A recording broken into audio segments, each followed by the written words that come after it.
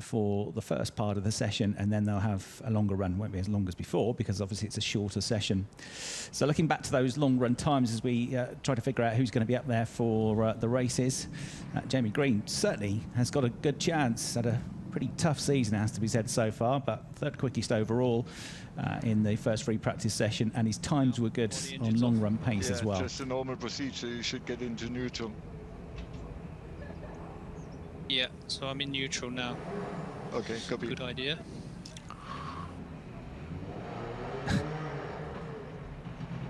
So they're the two Team Rosberg cars. Jamie Green, number 53, okay, it's around 1 minute until the session will start. At the moment, we still think everybody will be on 2 warm-up laps, even with 19-degree track. Yeah, copy. So track temperatures are up a little bit, as you'd expect this afternoon, about 19 degrees. So they're not too bad, actually. The track temperature around about 5 or 6 degrees warmer than the ambient temperature, but still taking a couple of laps to warm up. It's something they've got to be very careful of as we go into the autumn and then the winter months, because the final race in 3 weeks' time at Hockenheim. The final race is, rather. Robin Freins, you've just seen there at the back of the shot. 30 seconds. Number 4, Team AB Sportsline Audi are getting the 30-second countdown. Brand new Hankook rubber on there. Car by the looks of things. And the car's all queued up at the head of the pack in Loic Duval's car, renumbered for this weekend as number 19. Copy. So the light panels for the yellow flags in turn 4 are not working. So in case of yellow, they will just show the normal flags. Interesting, good info there for René Rast about what lights aren't working. So back to the old school format of showing a flag if that's the case, if there is an incident at those particular parts of the circuit. Yes, number 19, Benoit Trullier, who has taken over this weekend in place of Loic Duval, who's racing at Petit Le Mans out in the USA. So he is the Team Phoenix teammate this weekend to Mike Rockenfeller. And we go. Three-time number one winner, a World Endurance champion as well. So Muller sent out. Can he close the gap? He was just a fraction off the pace in the free practice sessions and the qualifying sessions last weekend. The BMW exiting in front of.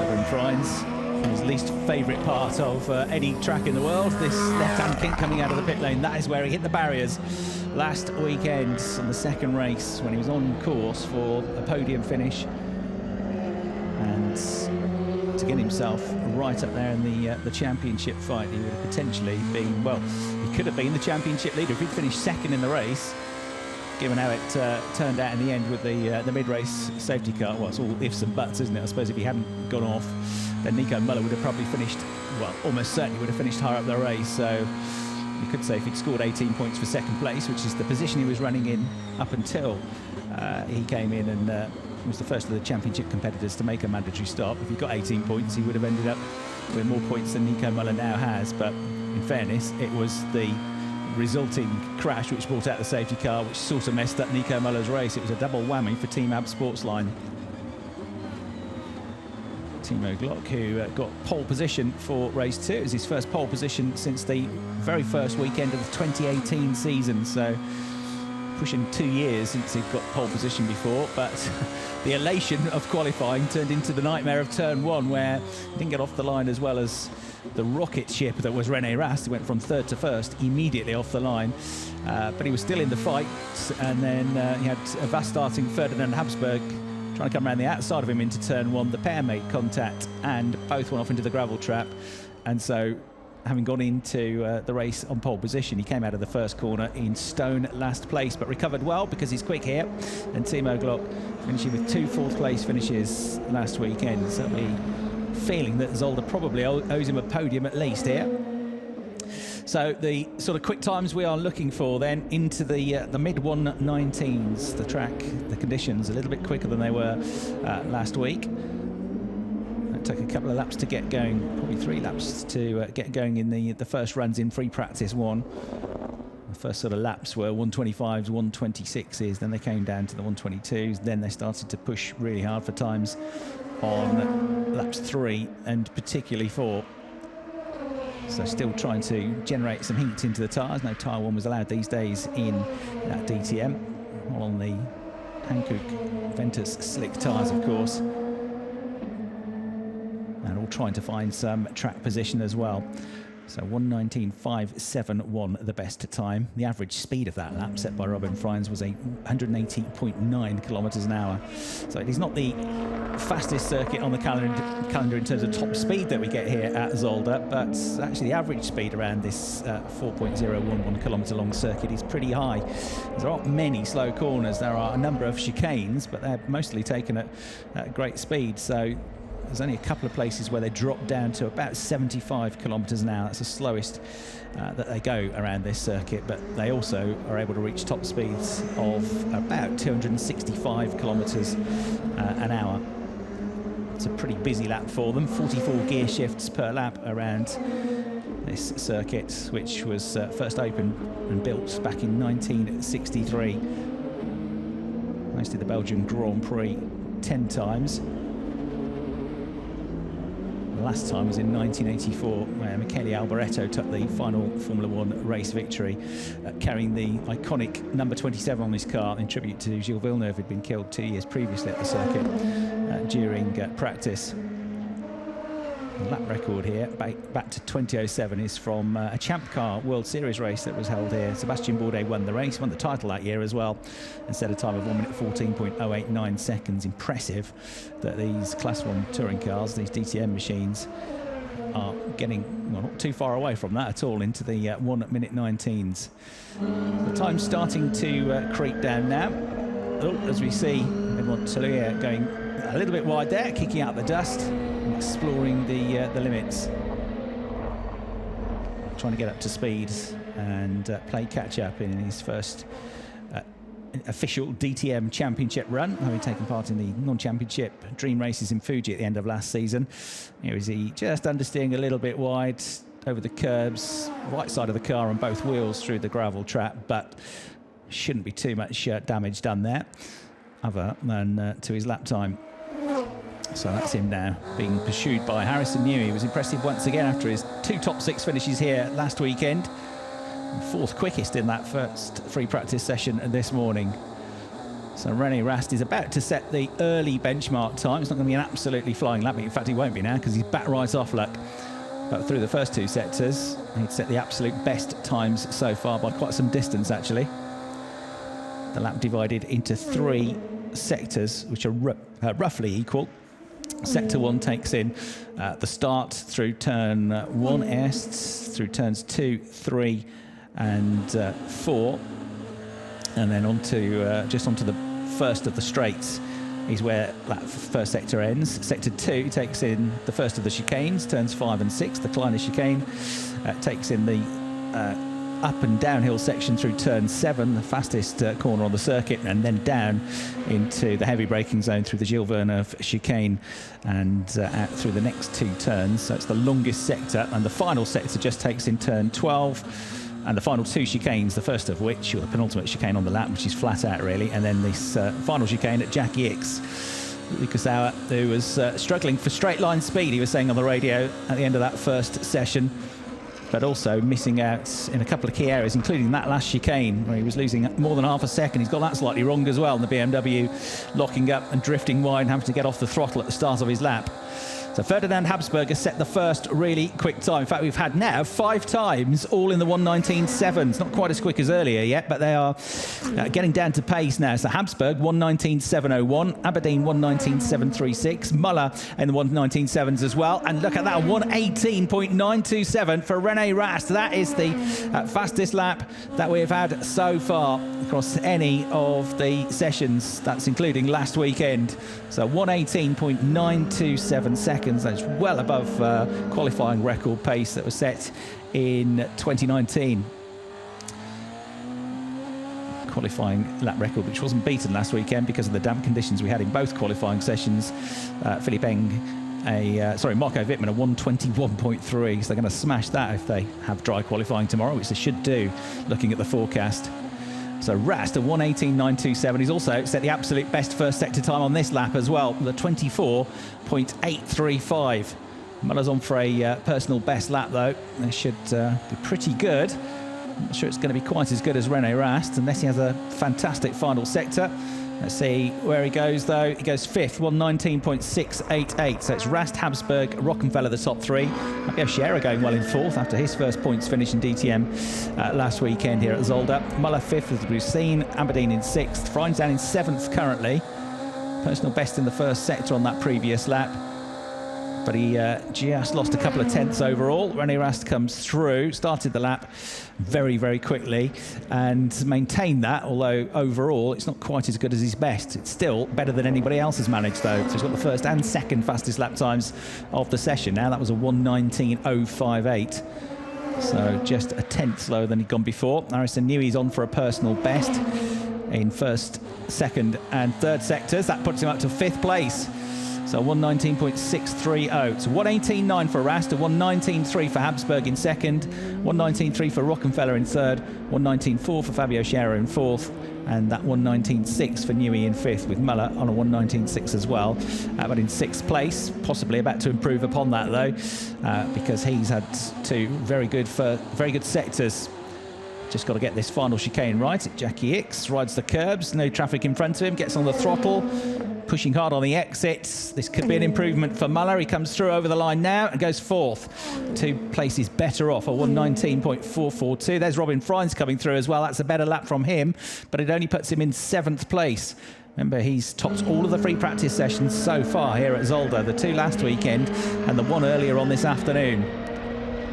René Rast with a demon lap, in fact 2 demon laps. He's gone into the pits now, 1:18.927. I think is going to be hard for anybody to beat, particularly now they've probably got the best from their Hankook rubber. Robin Freins not with a very quick start to this lap either, so about a second, 1.2 seconds off the absolute pace through that first sector, so I don't think this is going to be an improvement either. Rast in the pits, Habsburg 2nd place and Rockenfeller 3rd place have all made their way into the pits now. So too Newey, 6th quickest, and Scherer's just come in as well, 5th quickest. So the top 6, we only got Muller out on the track still. It's a pretty decent first sector in, but not a mega one. But he's off the pace by about half a second in the 2nd sector. Now you can see from Robin Freins that he's not going to be on for a quick lap either. So René Rast with a fantastic lap, the best lap of the day, and with them all concentrating on longer runs now, or medium runs, I don't think it's going to be beaten. So 1:18.927, and that is the best part of 0.4 of a second quicker than anybody else. In fact, it is more than 0.4 of a second quicker than anybody else. It's the biggest gap we've had in any of the sessions so far across the 2 weekends. So Rast quickest, Habsburg 2nd, 1:19.345. He's just 33 thousandths of a second quicker than Mike Rockenfeller, who was on the podium here last weekend. He's 3rd. Nope. And no worries about the car bottoming out, which is something we've seen at 1 or 2 circuits this year. But I haven't seen too much in the way of sparks flying and trailing from these cars. So a straightforward nope was the answer from René Rast. So 4th quickest Muller, 1:19.442. If you take away René Rast's times, he'd be pretty pleased about that, because the other 2 ahead of him, Habsburg and Rockenfeller, are less than a tenth clear of him. Sheldon van der Linde watching now, only 13th at the moment. And as I say, the times, as they concentrate on longer runs, unlikely to come down now. And indeed, Sheldon van der Linde is headed for the pits. So behind the top 6, we've got Freins in 7th, 1:19.642. It shows how the track changes and evolves, doesn't it? Because Robin Freins has done a 1:19.642. That's less than a tenth slower than he went earlier. He did a 1:19.571. But instead of being fastest, he's 7th. So everybody with big progress made there. René Rast has gone basically 7/10 of a second quicker than he went this morning. A 1:18.9 versus a 1:19.6. Keep saying this morning, it was early afternoon. So he's had the biggest gain there of the front runners. He's gained 7/10 of a second. Habsburg has just done a 1:19.3, and earlier he did a 1:19.9, so he's gained 6/10 of a second. Rockenfeller's just done a 1:19.3 as well, and earlier did a 1:19.9, so again he's gained 6/10 of a second. Muller has done a 1:19.4, and in the first session he did a 1:19.9, so he's gained a bit less, half a second. And then Scherer has done a 1:19.4 as well, and earlier on he did a 1:20.1. So like René Rast, he's gained a huge amount there, 7/10 of a second. As we watch Robert Kubica, currently in 15th place with a 1:20.386. What did he do earlier? A 1:21.3. So he's made a pretty huge gain, actually, a second quicker, more or less a second quicker than he went in the first session, Robert Kubica. Looking for his second DTM points finish, the Polish driver. The Orlen ART team that run the car. And looks like he's pushing on, that's for sure. Robert Kubica about to come through over the line. Grand Prix winner and multiple podium finisher in Formula 1. A WRC2 champion as well. We've got the Rosberg car of René Rast to the left, number 33, the driver second in the championship, and to the right, Benoit Toulouet in the Team Phoenix garage with tyres being worked on. There are the standings at the moment, 10 points between Muller and Rast. 4 races to go, plus 4 qualifying sessions where up to 3 points, 3 bonus points are available if you get pole position. So effectively we've got 112 points still up for grabs and only 16 points between the only 3 drivers that can win the Drivers' Championship now. Muller, Rast and Freins, and the momentum is absolutely with René Rast. Looking at the, as we talked about this morning, or I talked about this morning in the first free practice session, over the last 4 races, he's outscored Muller by 36 points. And outscored Freins by 23 over the last 6 races. That's the 2 at the Nürburgring, the 2 weekends at the Nürburgring, and Zolder last weekend. Rast 129 points, Freins 105, and Muller 95. So big gains being made here. Shows how much Nico Muller has progressed, though. He's got 249 points at the moment. He's only got 1 less point than he scored in the whole of the 2019 season, in which he finished runner-up in the championship. So when he gets a point tomorrow, he'll have matched what he achieved in the whole of the 2019 campaign. We've still got 4 races, 4 qualifying sessions to come as well. So it's been a hugely positive season for Nico Muller. But having led the championship from the start, I want to see the job complete and get the job done. So most of them, half of them on their out lap, half of them still in the pits at the moment. No time's been set just yet, but we'll start to get a look at the longer run pace now, which again might be quicker than it was in the first free practice session. The track seems to get quicker and quicker as the more rubber has been laid down, and also the track temperature has increased during the course of the day so far. So in terms of the longer runs that we had in the first free practice session, René Rast started his long run with the pace at around about high 120s, 120.8, 120.9, 120.9, low 121. And before he came in, he was down a bit into the high 121s and one very low 122. So from the first few laps, where he was averaging around about 1 minute 20.8. Timo behind you is also on an out lap. He lost about a second, I guess, by the end of the session. Yeah, first 4 laps, 121.4, 129, 128, 121.1, and then a 120.9, and then the final laps before the end of the session, 121.6, 122.0, 121.9, 129.3. It was a lap where he backed off, and then a 1:22.1. So about 9/10 of a second a lap slower at the end of the session than at the start. Now you in turn 1. Get the team radio from Marco Wittmann there, watching him come through, hoping for a much better weekend than he endured last time out here at Zolder. But the pace hasn't really been there so far in either short run or long run form for Marco. And for many of the BMWs in these conditions, just hasn't quite suited them. His car only 11th at the moment, and he was about a second a lap off the pace on the longer runs as well. So a lot of time to find for Marco Wittmann. It's a bit of a struggle for him here. It'll be one of the drivers not best placed to be back at Zolder for a second weekend, I think. Certainly being harassed through the chicane by Harrison Newey just behind him.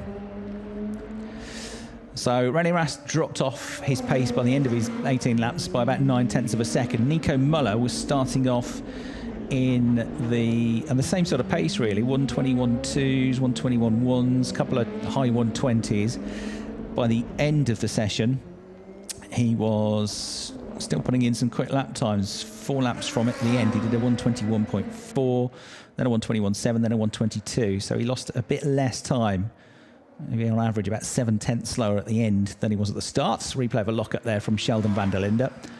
Wasn't quite as quick as René Rast at the start, but he was a bit quicker than him at the end. He was the fastest man on the track for most of the final 5 or 6 minutes of the session. And then the other championship competitor, Robin Freins, he dropped off a bit more than the other two. So 1:20.7 he managed on his third flying lap, which was a very quick lap indeed. He did another one on lap 5, 1:20.7. But the last few laps, most of them were in the low 1:22s. So he tailed off by about 1.2, 1.3 seconds.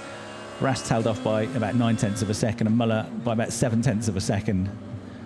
Now Freins is quicker at the start of the session, but loses more time at the end. That's a trend that we saw a little bit last weekend as well. All right, on board with Sheldon van der Linde. So time starting to come through. A couple of laps in. Who's the quickest at the moment on the long run type pace? We've had a 1:20.6 from Nico Müller. We just had a 1:20.3 from René Rast though. So Rast the quickest. Rockenfeller good as well, 1:20.7. A 1:20.9 from Fabio Scherer. They're the only 3 drivers in the 1:20s. Everybody else slower currently than those 4. So Habsburg's just done a 25.5 through the first sector. Muller's just done a 25.3, 2/10 quicker. 25.3 for Fabio Scherer as well. Looking good. In the Audi, the Swiss driver having picked up his points finish at last weekend. WRT squad, very strong weekend for them. Müller comes through, and that's a 1:20.5, so uber consistent as you'd expect from championship leader.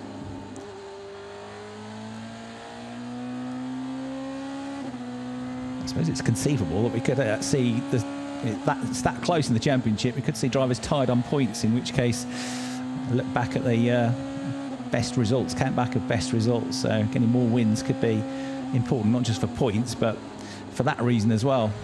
Nico's still got the most wins this year. He's had 5. With the first 3 races on the bounce, 2 at Spa, 1 at the Lausitzring, and then 2 wins at the Nürburgring, 1 on each layout of the circuit, the full GP circuit, and which was used for the first time by DTM this year, and the sprint version the weekend after. So 5 wins, 10 podiums. Rast has had 4 wins now, doubling his tally of race victories last weekend at Zolder. And 3 wins for Robin Freins. The other winners being Sheldon van der Linde at the Lausitzring, and same for Lucas Auer. 10 drivers have been on the podium so far this season. On the way into the Jack Hicks chicane then, you can see from the track map to the right of your picture, number 51 Nico Müller coming through. Takes that one at over 100 kilometres an hour, climbs uphill on the exit, comes through to complete another lap, and it's another very consistent time, 1:20.5. Not quite as quick as Rockenfeller last time round. He did a 1:23, but quicker than Rast. He did a 1:20.6, and Freins has just done a 1:20.576. It wasn't quite as quick as Müller, but there's only a few hundreds of a second in it. So the two Am Sportsline Audis, both kind of matching each other at the moment, a little bit quicker than René Rast last time around. And then you've got Rockenfeller, who's not far off the pace either. Something that's borne out by the fact that he went very well here last weekend. Second place finish in race 2. Very good chance that he would have been on the podium in race 1 as well, back to the airline problem that caused him to have a very slow pit stop and dropped into the back of the field.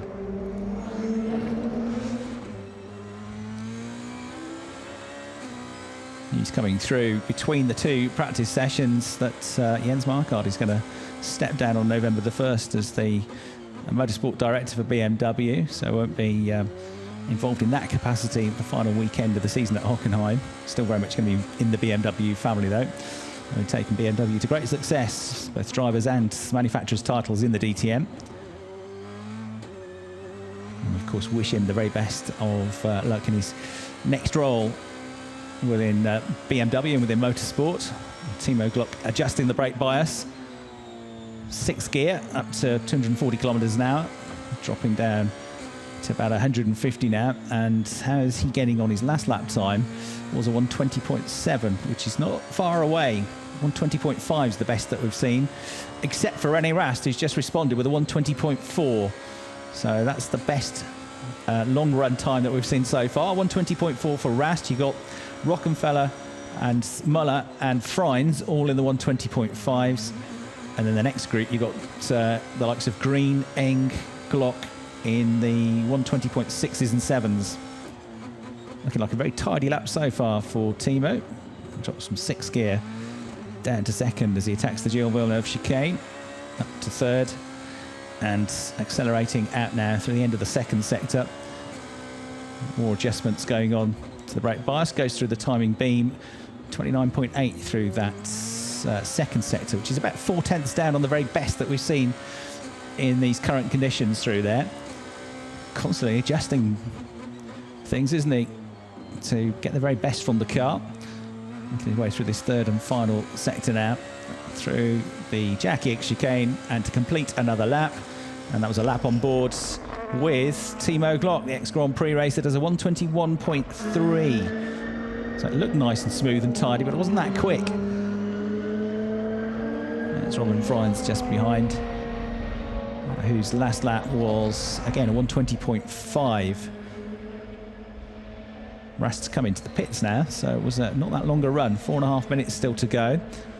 He's the first one in. And we've got still in the 120.5s Nico Muller and Robin Freins then. Those are the two quickest drivers out on track. And then Rockenfeller and Wittmann both did 120.7, so that's much better from Marco Wittmann. It's only, what, 0.3 of a second off the best time that we've seen on this long run, which is a 120.4 at this stage anyway. So rather than being a second off the pace, he's about 0.3 off the pace on this longer run. But the qualifying tight time is still a worry, 119.9. That's a second off René Rast's best time. It's not a particularly long lap either. Timo Glock, Robin Freins coming through. They make their way through the Jochen Rindt chicane down towards that final left-right chicane at turns 15, 16 at Jackie Ickx. Taking quite a bit of curb on the way through there. In the distance was Timo Glock. Muller comes over the line to complete another lap. Tiny bit slower, but it's still a good lap, 120.635. And Freins' last time was a 120.7.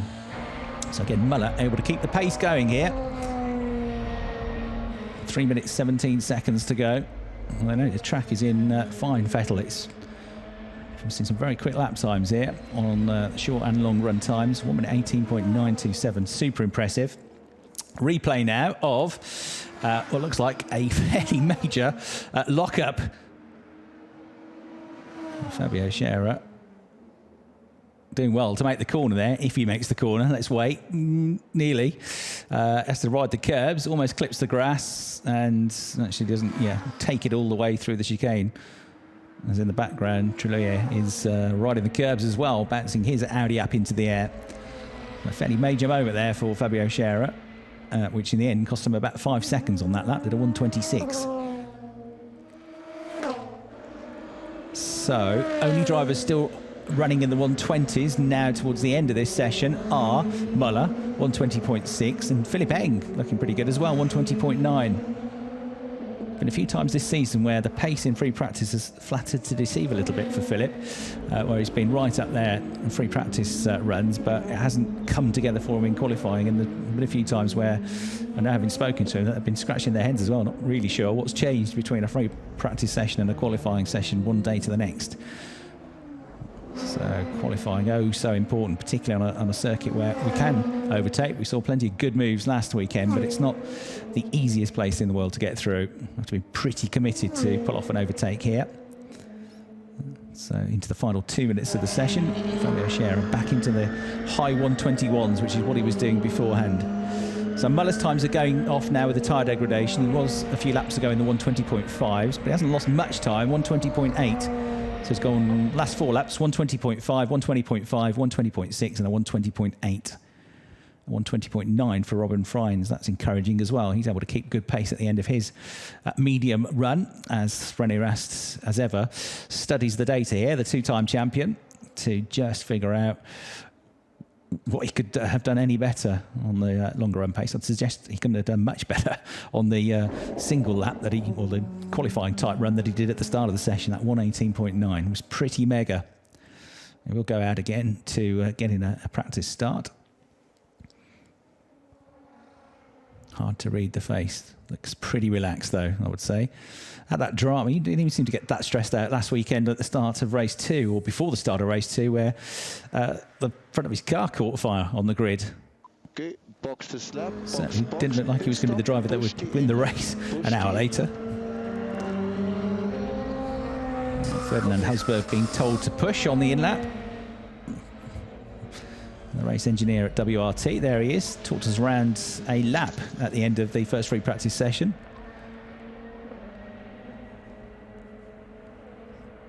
So he's going to end the session second place, and I'll say some good results for him of late, and not just in the races, but he's been going well in the qualifying sessions as well, Ferdinand Habsburg, the Austrian driver, with a best qualifying of second at the Nürburgring 2 race meetings ago, and he got 4th for race 2 here at Zolder last weekend. That was his 3rd time qualifying 4th this season. So on average, the best qualifier this year has been Robin Freins, who's averaged 2nd on the grid, has had 5 pole positions. René Rast and Nico Müller have both averaged 3rd on the grid. René Rast slightly the better of the 2, but it's fractional. He's had 1 more pole position now as well. Those pole points are going to be crucial at the end of the season as well. Robin Freins has scored 27 points through qualifying this year, 21 each for René Rast and Nico Müller. Pit stop gantry 2, new tires cold, remember brake bias rearwards, and we go slowly to the left to the grid.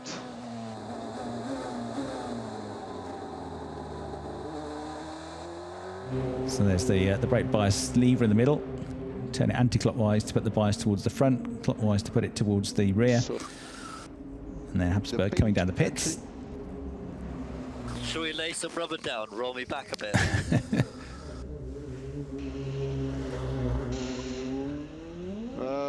We can. Look out for the pink gantry, they say. Stop.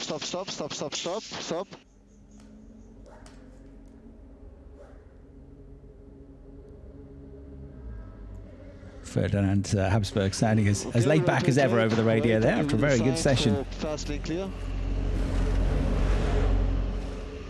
Still only 20 years of age is Ferdinand. Being released now as the cars all head back out onto the track. So they've had their practice pit stops. It's another key feature. Habsburg having to get on the brakes a bit to avoid Trullier in the number 19 Team Phoenix Audi RS5. So those two going out now. Yeah, still just 20 years of age, Ferdinand Habsburg. A very bright future ahead, I think. It's his 5th season of racing internationally now. He started in 2016 in the Euro Formula Open Championship, which he got a couple of wins and 2nd place in the championship that year. Off-season, he went down to New Zealand to race in the Toyota Racing Series, got a couple of wins there as well, and was a front-runner in the championship. And as we hear from him on the team radio, he then stepped up to the Euro Formula 3 Championship. Oh. Okay, if you're not sure if the wheel That's not good. Then abort the start practice and box. So Ferdinand Habsburg reporting that he thinks he's got a loose wheel after that practice pit stop. If that's the case, says the race engineer, don't do your practice start, just get the car back to the pits. Maria Scherer and Marco Wittmann have both done their practice starts. And then we'll have Jamie Green, the two Team Rosberg cars. Actually, Jamie Green to the left, René Rast to the right. And the last chance to get these starts hooked up before the start of race 1 tomorrow afternoon. Red lights come on then, 5 pairs of red lights. They go out, we get underway.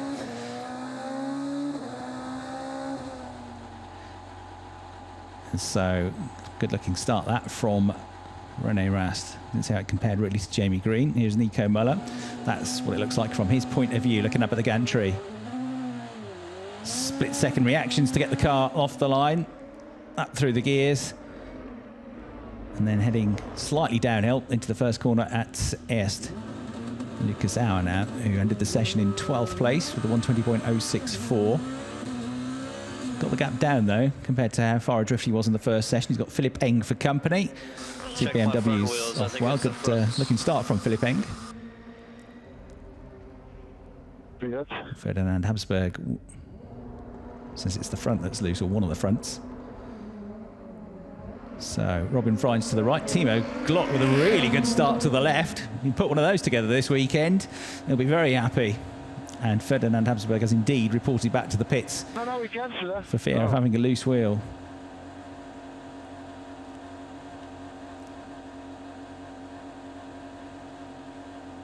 So we're not able to it's been checked. Turn the engine off when the engine is fine, and then... Nope.